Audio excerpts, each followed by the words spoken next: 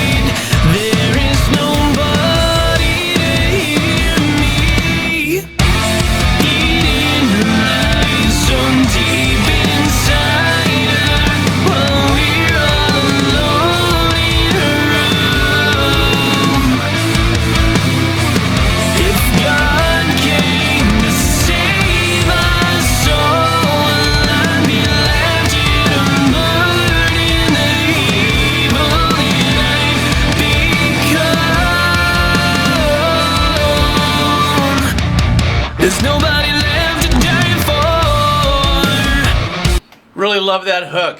When I was expecting it to turn around and maybe go into another maybe breakdown before a verse like it's doing right now, went out for a couple more bars, and with that other chord change that brought it up there. This definitely has this kind of Moroccan Middle Eastern kind of energy and vibe. And what I like about this is that the multiple arrangements with the guitars, they're very subtle.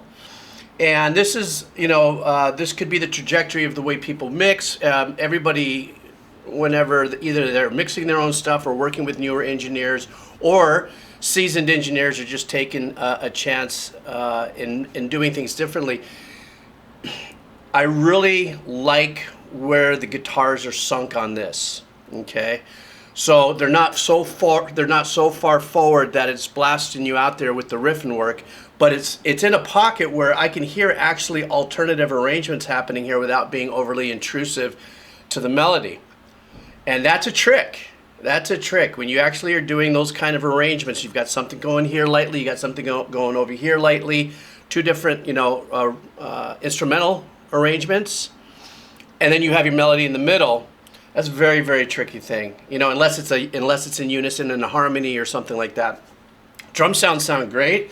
The voice is this is another one of those kind of songs where the glassiness of the voice, and what I mean by that is that it's not overpowered, it's not overgridded, it's not completely blown out, and it's like the sign of things for me to come when I'm listening to new artists and new bands and stuff, is to be able to trip out on people's abilities, you know, singing capabilities and stuff like that. Obviously, I don't know what the lyrics are, but what I really do like about this, excuse me, what I really do like about this, though, is that Moroccan Middle Eastern kind of vibe that's happening here. All right, stand by. Let's keep going.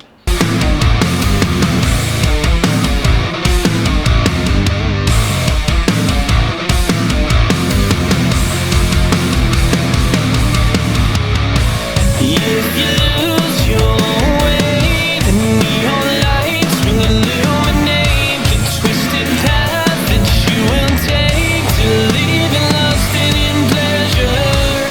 Feel it creeping, change the birth of learning to